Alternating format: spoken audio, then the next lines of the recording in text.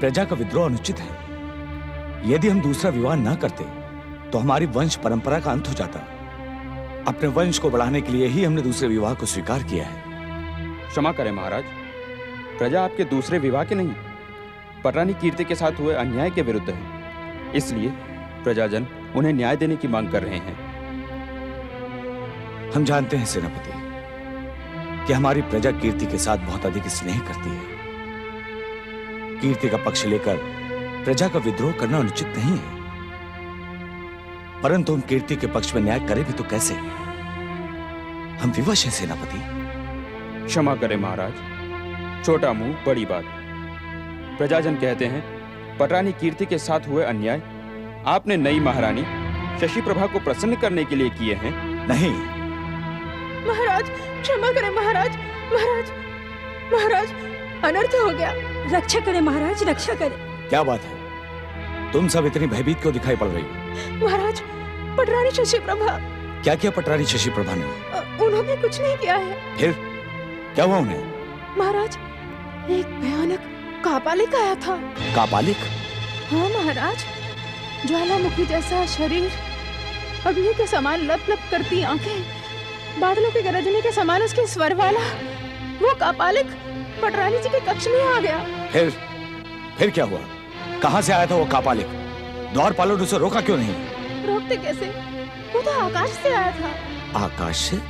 हाँ महाराज, अग्नि के विस्फोट के साथ उस कापालिक ने पटरानी जी के कक्ष में प्रवेश किया। फिर उसने महारानी जी को भ्रमित किया और उनको साथ लेकर अदृश्य हो गया। सेनापति, आज्ञा महाराज। सेना की टुकड़ी लेकर जाएं और तुरंत पटरानी शशि प्रभा को लौटा कर लाएं और उस दुष्ट कापालिक को बंदी बनाकर हमारे सामने लाया जाए। जो आज्ञा महाराज। एकांत,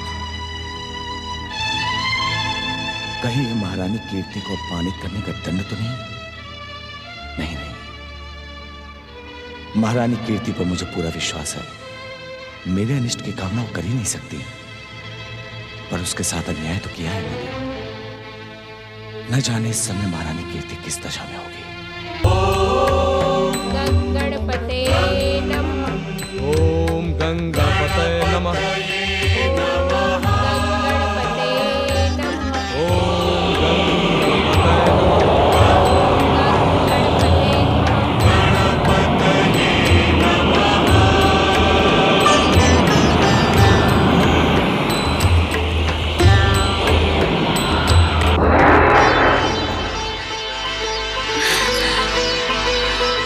जय श्री गणेश। मंगल मूर्ति श्री गणेश की जय।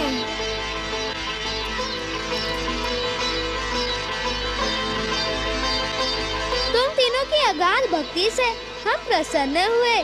हम जानते हैं कि इस समय तुम्हें किसी भी वरदान की आवश्यकता नहीं है, परंतु भक्ति को वरदान देने की परंपरा है। समय आने पर हम तुम्हें वरदान का सम्मान अवश्य प्रदान करेंगे, परंतु अब हम तुम्हें सदा भक्ति में लीन रहने का आशीर्वाद देते हैं।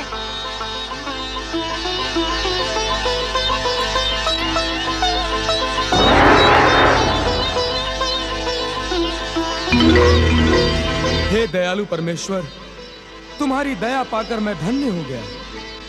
तुम्हारी जय हो, तुम्हारी जय हो मंगल मूर्ति।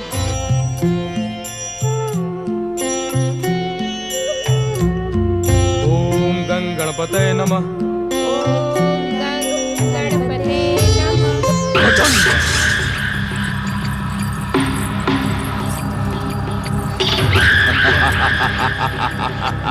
भगवान महासुर की जय हो। इस पर्वत गुफा का वातावरण भगवान महासुर की आराधना के लिए उपयुक्त है। शशि प्रभा, यहाँ के अंधकार पूर्ण एकांत में बैठकर भगवान महासुर की आराधना प्रारंभ करो। जो आज्ञा गुरुदेव। भजन।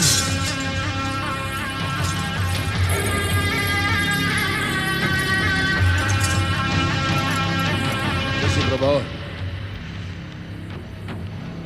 भगवान महासुर की सिद्ध साधना प्रारंभ हो। बोलो भगवान मोहासुर प्रकट हो। सर्वशक्तिमान भगवान मोहासुर प्रकट हो। भावी भगवान मोहासुर प्रसन्न हो। भावी भगवान मोहासुर प्रसन्न हो।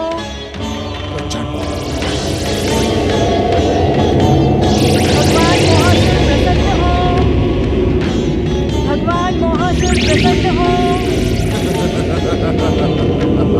भगवान मोहासुर प्रकट हो।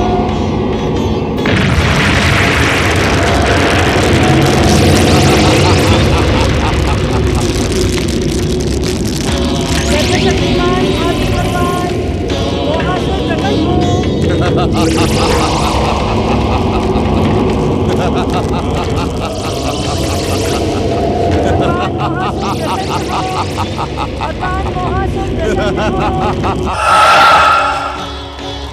भगवान मोहासुर प्रसन्न हो। भगवान मोहासुर प्रकट हो। भगवान मोहासुर प्रसन्न हो।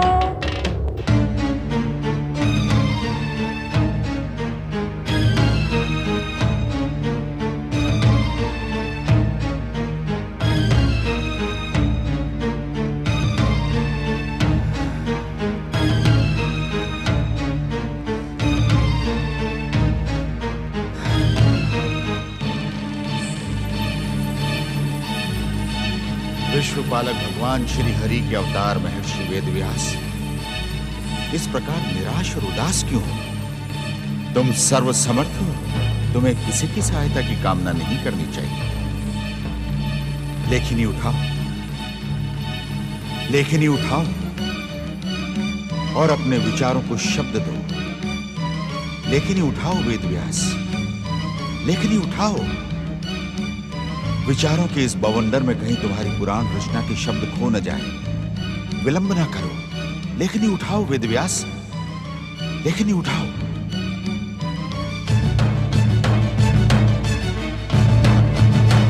तो लेखनी उठाई ली तुमने, पर लेखनी उठाने से पहले ये सोचा कि तुम अपनी कथा का प्रारंभ कहां से करोगे? तुम्हारी कथा का सूत्रधार कौन होगा? नायक किससे बनाओगे तुम? भावनाओं में ना बहो वेदव्यास, ब्रह्मवाक्य असत्य नहीं होता। तुम्हें विघ्नहर्ता श्री गणेश की सहायता लेनी ही होगी। इस लेखनी को त्याग कर श्री गणेश से प्रार्थना करो। ये क्या महर्षि, आपने अपनी लेखनी का त्याग कर दिया? मैं क्या करूं त्रिताजी, मुझे कुछ समझ में नहीं आ रहा है। पुराण लेखन के विचार आपस में टकरा टकरा कर मुझे निर्बल बना रहे हैं। मैं कुछ नहीं कर पा रहा हूं। तुम मेरी सहायता करो। मैं आपकी क्या सहायता करूंगी महर्षि? मैं तो स्वर्ग की एक अप्सरा हूं, जिसे आपने अपनी चरण सेवा का अवसर दिया है। तुम स्वर्ग की अप्सरा अवश्य हो, परंतु स्वर्ग त्यागने के बाद इस वेद व्यास के जीवन को संवारने का काम तुमने एक ऋषि पत्नी के समान कितनी कुशलता से किया है। तुम मेरा मार्गदर्शन कर सकती हो? स्वामी, मैं ब्रह्मलोक गई थी। परमपिता ब्रह्मा जी भी आपकी दुविधा से चिंतित हैं। तो क्या परमपिता ने मेरी दुविधा के अंत का कोई उपाय नहीं बताया? बताया। परमपिता ने कहा, एक ही बात बार बार दोहराने से कोई लाभ नहीं होता। महर्षि की दुविधा का अंत केवल और केवल गिरजानंदन मंगल मूर्ति श्री गणेश ही कर सकते हैं। पर वे तो मेरी प्रार्थना सुनना ही नहीं चाहते, मुझ पर प्रसन्न होना ही नहीं चाहते। अपनी माता के समान किसी को वरदान देने से पहले कठोर परीक्षाएं लेते हैं। नहीं ऋषिवर, वे तो प्रार्थना मात्र से ही प्रसन्न हो जाते हैं। परम दयालु है मंगल मूर्ति श्री गणेश। क्षमा कीजिए स्वामी, कहीं न कहीं उनकी आराधना में आपसे कोई... हाँ, तुम सच कह रही हो। मैंने मन के समर्पण के साथ श्री गणेश की आराधना नहीं की। मुझे अवतारी होने का अभिमान हो गया था, और अभिमानी वेदव्यास पर विघ्नहर्ता कृपा क्यों करेंगे? तुम्हारी प्रेरणा से मेरा मन गणेश भक्ति में लीन हो जाना चाहता है। सद्गुण सदन गणपति की जय जयकार ही उन्हें प्रसन्न करने का सबसे सरल उपाय है। महर्षि महर्षि वेदव्यास।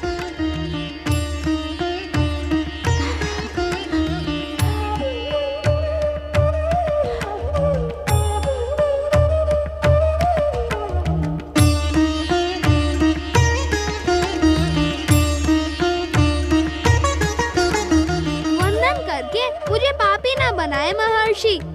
श्री हरि विष्णु के अवतार होने के कारण आप मेरे ही नहीं इस समस्त संसार के वंदन और आदर के अधिकारी हैं। देर से आने के लिए मैं क्षमा चाहता हूँ। हे प्रार्थना मात्र से प्रसन्न हो जाने वाले दीनदयाल परमेश्वर, आपकी कृपा पाकर मैं धन्य हो गया हूँ।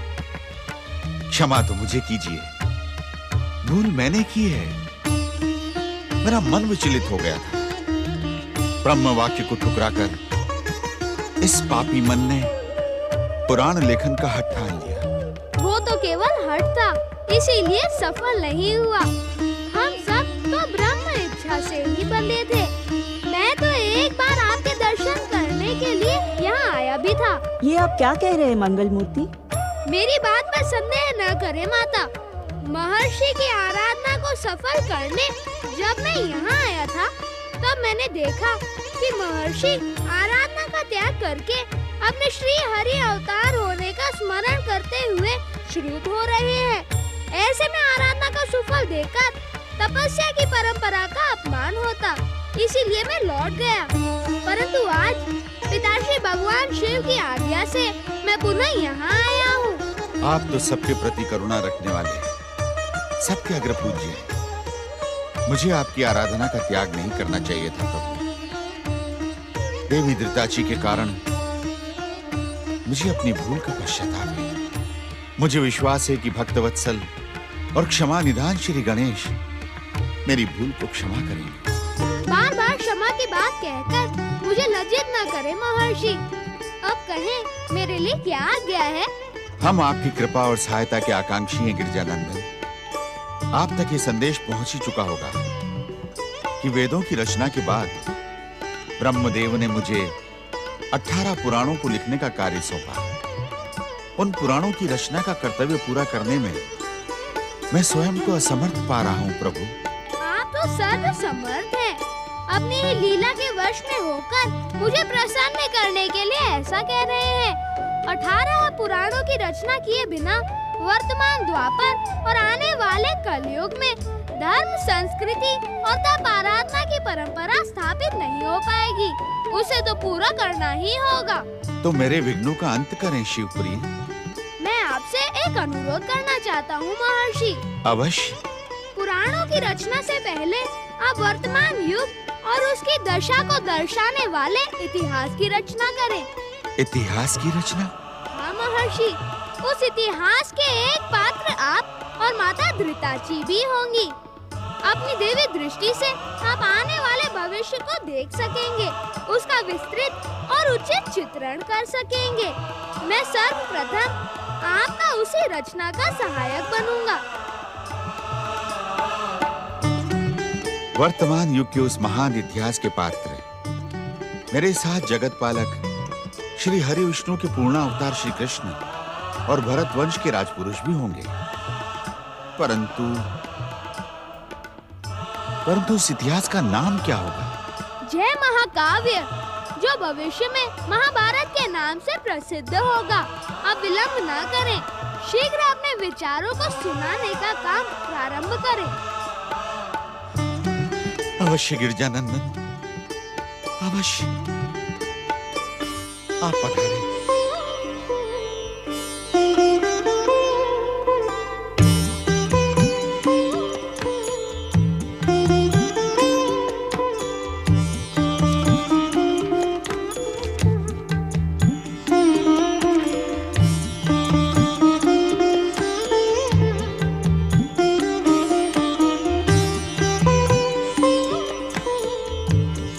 विष्णु के अवतार भगवान परशुराम के आक्रोश से तुम्हारा एक दांत टूट गया था। अब दूसरे अवतार महर्षि वेदव्यास भी कहीं तुम्हारे दांत पर मोह न कर बैठे, इसीलिए।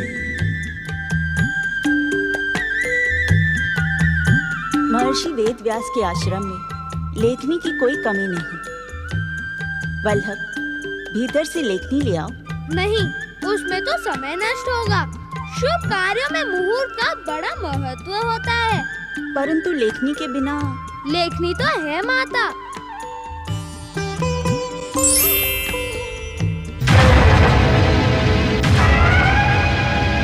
कहे ऋषिवर। ये क्या मंगल मूर्ति, आपने लेखनी के लिए अपना दांत तोड़ डाला?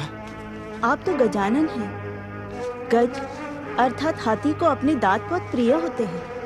वे उसे शुभ्र और स्वच्छ बनाए रखते हैं। फिर आपने? आशंका ना करे माता। धर्म और सत्य के लिए अपनी प्रिय से प्रिय वस्तु का त्याग करना ही हर जीव का कर्तव्य है।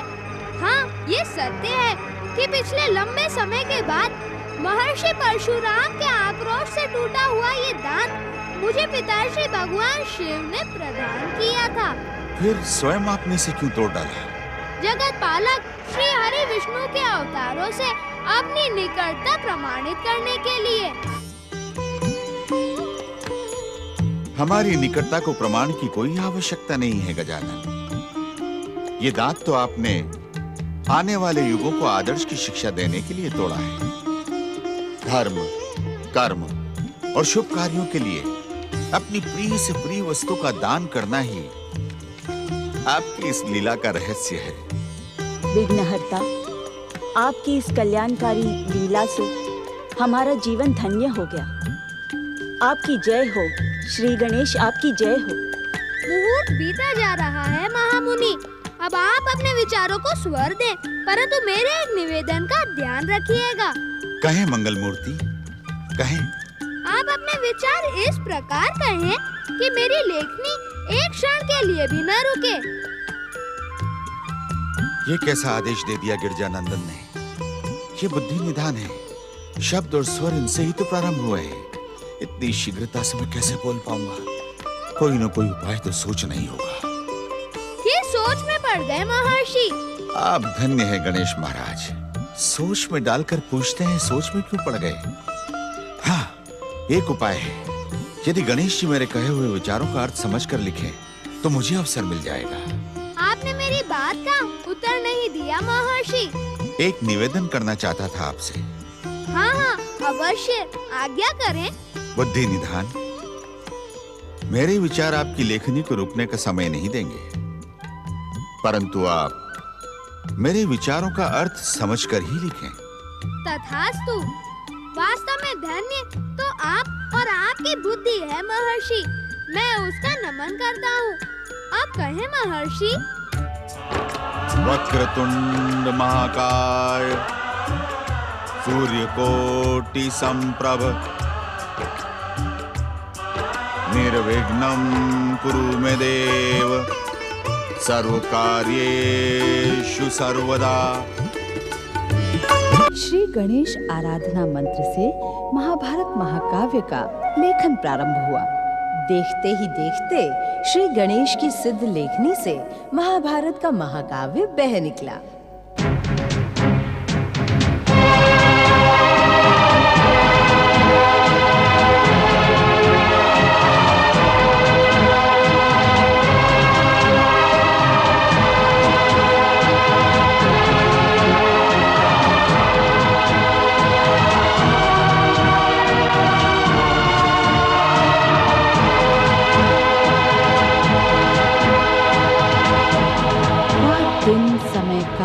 और भूख प्यास की चिंता किए बिना अनेक वर्षों तक महर्षि वेद व्यास के कथन को श्री गणेश लिखते रहे। शास्त्रों में 5वें वेद के रूप में आदर प्राप्त करने वाले इस ग्रंथ में धर्म, ज्ञान, वैराग्य, भक्ति योग, नीति, सदाचार, कर्म और आध्यात्म इत्यादि सभी विषयों का सार गर्भित विवेचन किया गया है। श्रीमद् भागवत गीता जैसा अमूल्य रत्न भी महाभारत महापुराण की ही देन है। वास्तव में महाभारत भारतीय ज्ञान का विश्वकोश होने के साथ ही विघ्नहर्ता मंगल मूर्ति श्री गणेश का धर्म और आध्यात्मिकता का अमूल्य उपहार है। इति श्री जय महाकाव्य महापुराणम।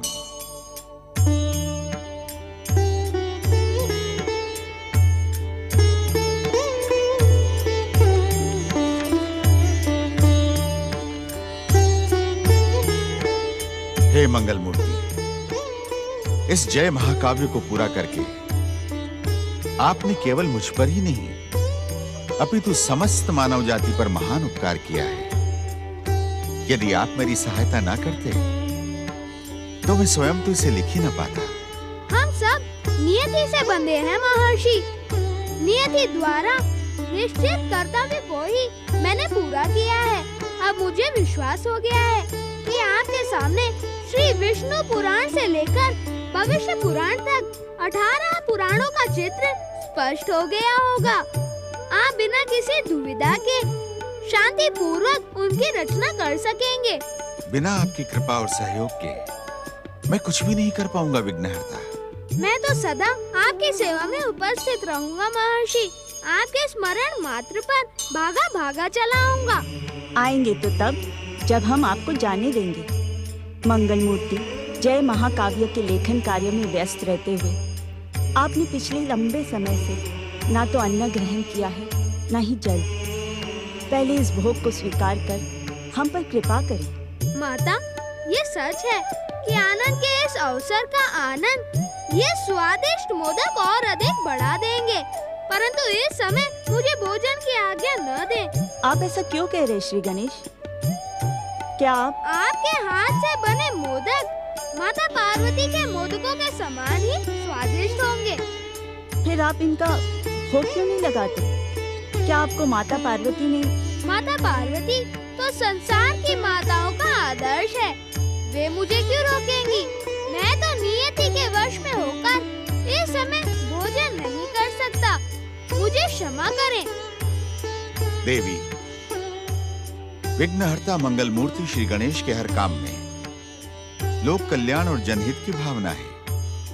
अवश्य ही नियति का आदर करते हुए भोजन त्याग कर सर्व मंगल के किसी कार्य का अनुष्ठान कर रहे होंगे। इनकी इच्छा में ही हमारा कल्याण है। परंतु महर्षि।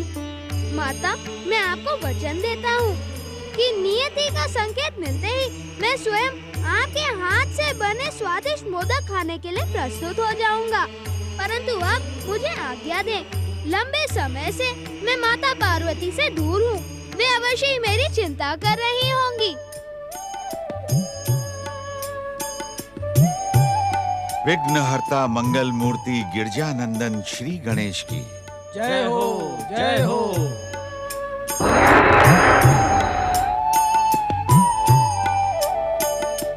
ओम नमः शिवाय। हर हर महादेव। शिव शंकर, मुझ पर कृपा करें।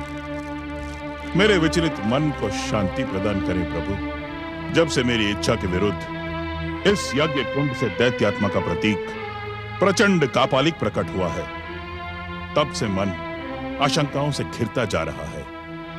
मैं सच्चे मन से आपकी आराधना नहीं कर पा रहा हूं। आप दैत्यों के आराध्य हैं। कृपा करके मुझे शक्ति प्रदान करें प्रभु कि मैं दैत्य जाति को सत्य का उचित मार्ग दिखा सकूं। मुझ पर कृपा करें महादेव। मेरे मन को शांत करे प्रभु।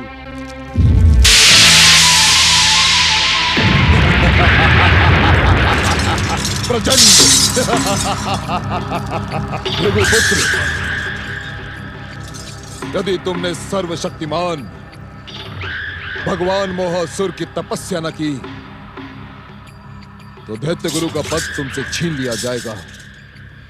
फिर भगवान उस पद पर मुझे स्थापित कर देंगे और फिर मैं दैत्य गुरु, मैं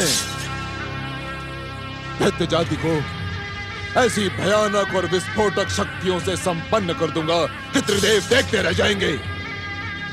दैत्य जाति के प्रचंड प्रहार से तीनों लोग कांप उठेंगे। शुक्राचार्य, कांप उठेंगे। दुष्ट, दुष्ट प्रचंड कापालिक, तू अपनी मायावी शक्तियों से दैत्य गुरु शुक्राचार्य को भ्रमित और भयभीत करने का दुस्साहस कर रहा है। शिव शंकर से प्राप्त की हुई मंत्र शक्ति के सहारे मैं तेरा सर्वनाश कर दूंगा। ना शुक्राचार्य, ना, ऐसी मूर्खता ना करना, ना करना। भगवान शिव से प्राप्त तुम्हारी चमत्कारी सिद्धियां मेरा बाल भी बाका नहीं कर सकती शुक्राचार्य।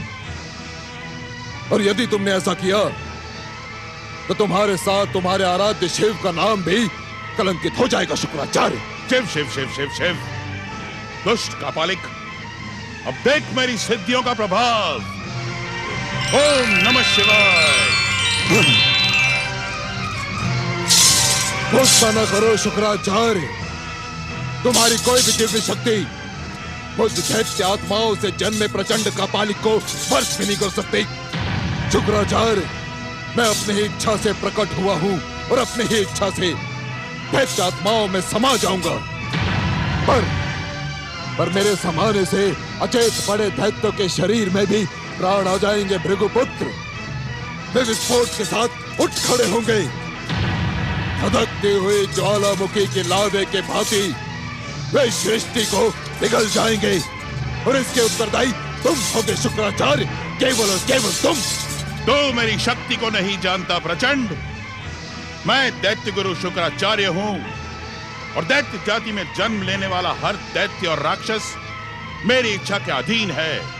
जाओ, लौट जाओ।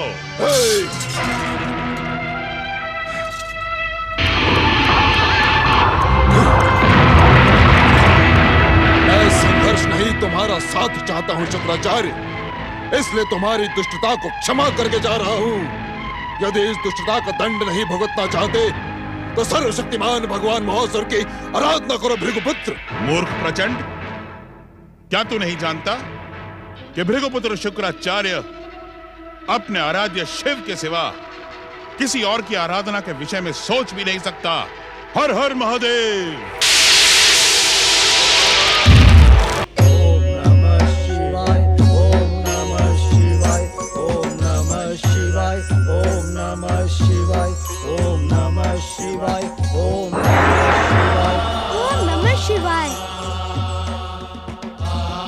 चरण वंदन पिताश्री। तुम धन्य हो गजानन। भगवान विष्णु के अवतार महर्षि वेदव्यास की रचना को शब्द देकर तुमने धर्म का महान कार्य किया है। तुम्हारे ही कारण महर्षि के भीतर विष्णु पुराण से लेकर भविष्य पुराण तक 18 पुराण लिखने की प्रेरणा जागी है। इस प्रेरणा के मूल में तो आप ही हैं पिताश्री। यदि आप आज्ञा न देते। मेरी आज्ञा को अपनी कर्म शक्ति से तुमने इसको इतना सुंदर बना दिया है मंगल मूर्ति कि मानव जाति, धर्म और संस्कृति तुम्हारे इस कार्य की सदा ही ऋणी रहेगी। महर्षि वेदव्यास के साथ ही साथ तुम्हारा नाम भी भविष्य पुराणों में अमर रहेगा। आप तो फिर से एक दंत हो गए श्री गणेश। भगवान भोलेनाथ ने आपका टूटा हुआ दांत आपको लौटा दिया था। वो दांत कहाँ गया मंगल मूर्ति? नंदीश्वर, एक बार श्री हरि विष्णु के अवतार भगवान परशुराम के आक्रोश ने श्री गणेश का एक दांत तोड़कर इन्हें एक दंत बना दिया था। आज श्री हरि विष्णु के दूसरे अवतार महर्षि वेदव्यास की सहायता के लिए इन्होंने स्वयं अपना दांत त्याग दिया है। हम तुम्हारी इस त्याग भावना से अत्यंत प्रसन्न है गजानन। तुम धन्य हो, धन्य है तुम्हारी भावना और धन्य है तुम्हारे विचार। पति परमेश्वराय नमो नमः। प्रणाम माता। पुत्र, इतने लंबे समय से तुम कहाँ चले गए थे मंगल मूर्ति? मैं तो स्वामी से पूछ पूछ कर थक गई। इन्होंने तो मुझे कोई संकेत भी नहीं दिया। जो नियति के साथ निश्चित समय पर लौट आने वाला हो, उसके लिए संकेतों की क्या आवश्यकता है देवी पार्वती? श्री गणेश तुम्हारे दिए गए संस्कारों को अमर करने के लिए हमारी आज्ञा से महर्षि वेदव्यास की सहायता करने गए थे। इन्होंने जय महाकाव्य का लेखन करके महान कार्य किया है। गजानन, जिस कार्य से समाज का कल्याण हो और मन संतुष्ट हो, वो धर्म है। और इस धर्म कार्य के लिए तुम्हारी जितनी भी प्रशंसा की जाए वो कम है। इसकी प्रशंसा और श्रेष्ठता में तुम्हारा योगदान भी कुछ कम नहीं है देवी पार्वती। पुत्र में माँ के ही संस्कार पलते हैं। अपने प्रेममयी आंचल के पालने में पालते हुए गजानन को संस्कारी और सुसंस्कृत बनाने की पूर्ण शिक्षा दी है तुमने। तुम धन्य हो देवी। हमारी प्रशंसा करते समय आप अपना योगदान क्यों भूल गए स्वामी? सच तो ये है कि माता पिता का परस्पर प्रेम ही पुत्र के भविष्य को सुंदर और सुहाना बना देता है। सत्य वचन देवी पार्वती पुत्र के रूप में माता पिता समाज को एक भावी नागरिक देते हैं। ये बात माता पिता पर भी निर्भर करती है कि वे भावी नागरिक के रूप में समाज को क्या देना चाहते हैं। चलो पुत्र, तुमने लंबे समय से भरपेट भोजन नहीं किया होगा। मैंने तुम्हारे लिए ढेर सारे स्वादिष्ट मोदक बनाकर रखे हैं। क्षमा करें माता, इस समय मुझे भोजन की नहीं एकांत की आवश्यकता है। प्रणाम पिताश्री, प्रणाम माताश्री। क्या हो गया है मेरे पुत्र को? इन दिनों गजानन गंभीर रहने लगा है स्वामी। पहले तो मोदकों का नाम सुनकर हर्ष से उछल पड़ता था और अब तो खाने का नाम ही नहीं लेता। आप मेरी चिंता का अंत करें। जगत जननी देवी पार्वती को चिंता करना शोभा नहीं देता। मंगल मूर्ति में होने वाला ये परिवर्तन भविष्य में होने वाली शुभ घटना का सुखद संकेत है। आज मंगल मूर्ति के न खाने से जितने मोदक बचे हैं वे भी भविष्य में कम पड़ेंगे। तुम मोदक बनाते बनाते थक जाओगी, पर वे खाते खाते नहीं थकेंगे। मैं कुछ नहीं समझी स्वामी। समय के साथ सब कुछ समझ जाओगी देवी।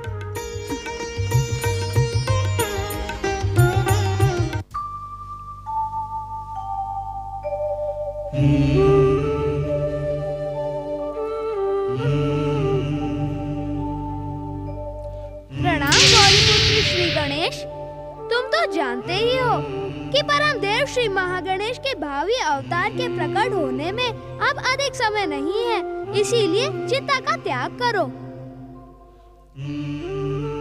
चकित न हो गौरीपुत्र, परम देव श्री महागणेश का हर अवतार तुम्हारी ज्योति से ही प्रकट होता है।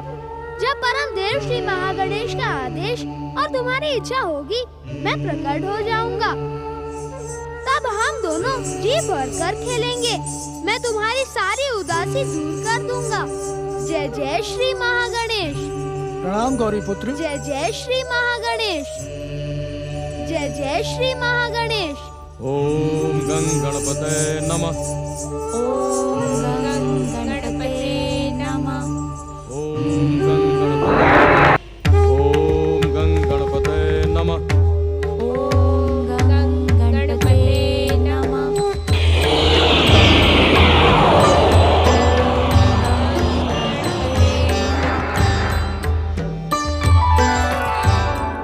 जय श्री गणेश। भक्त शिरोमणि गणेश दास, भक्तिमती महारानी कीर्ति, आस्थावती बेला, तुम तीनों की कठोर आराधना से हम प्रसन्न हैं। हमारी प्रसन्नता तुम्हारी हर इच्छा को पूरी करने के लिए उतावली हो रही है। जो इच्छा हो वो मांग लो। हे भक्त वत्सल, आपकी भक्ति से आनंदित मुझे किसी वरदान की इच्छा नहीं है। मैं पहले भी आपसे निवेदन कर चुका हूँ कि मुझे इन चरणों की भक्ति और कृपा के सिवा कुछ नहीं चाहिए। गणेश दास, वरदान की आशा का त्याग करना वास्तव में कठिन काम है। अपनी भक्ति की शक्ति से तुम संसार की समस्त लोभ और लालसा से ऊपर उठ चुके हो। तुम्हारी भक्ति की झरझर कर बहती निर्मल गंगा के कारण ही यह स्थान अब एक तीर्थ का रूप ले चुका है। इस पुण्य धाम की यात्रा करने वाले यात्री के मन में भक्ति की पावन धारा बहने लगेगी। तुम्हारा कल्याण हो। ये सब आपकी कृपा है मंगल मूर्ति। आपका ये परम सुंदर स्वरूप सदा इन आंखों में बसा रहे, यही आशीर्वाद दें प्रभु। तथास्तु। भक्तराज, भक्ति के प्रति तुम्हारा योगदान एक महान वरदान की भूमिका बना चुका है, जिसका सुफल समय आने पर प्रकट होगा। तुमसे ही प्रेरणा पाकर महारानी कीर्ति और बेला की भक्ति ने भी हमें प्रसन्न किया है। महारानी कीर्ति। आज्ञा प्रभु। कठोर आराधना से तुम्हारे पूर्व जन्म के सभी पाप नष्ट हुए। अपनी इच्छा का कोई भी वरदान मांगने से पहले तुम्हें महाराज शशि वाहन के मन में प्रिय स्थान और पटरानी का सम्मान पुनः प्राप्त हो चुका है। महाराज शशि वाहन तुमसे मिलने के लिए व्याकुल हो रहे हैं। उनके सैनिक तुम्हें खोजते हुए इसी ओर आ रहे हैं। क्षमा करें मंगलमूर्ति। महाराज ने पटरानी का पद तो अपनी प्रिय महारानी शशि प्रभा को प्रदान किया है। क्या वे मेरा विरोध नहीं करेंगी? शशि प्रभा की प्रभा पर कलंक का टीका लग चुका है। वह अपने आप ही पाप से प्रेरित होकर विनाश और निंदा के मार्ग पर चल पड़ी है। इस समय उसकी चिंता न करो। यदि कोई और इच्छा हो तो प्रकट करो। नहीं प्रभु नहीं, आपकी कृपा ने मुझे जो कुछ भी दिया है मैं उसके योग्य नहीं। आप धन्य है प्रभु, आप धन्य है। अब मेरी कोई इच्छा नहीं। और तुम कहो बेला, तुम्हारी क्या इच्छा है? क्या वरदान चाहिए तुम्हें? नहीं मंगलमूर्ति, नहीं। आपके दर्शनों से बड़ा वरदान भला इस संसार में और क्या हो सकता है। आपके परम सुंदर स्वरूप को देखकर हमारी हर इच्छा पूरी हुई। तुम्हारी भावना से हम प्रसन्न हुए बेला। समय आने पर तुम्हें अपनी इस महान भावना का सुफल अवश्य मिलेगा। तुम सबका कल्याण हो।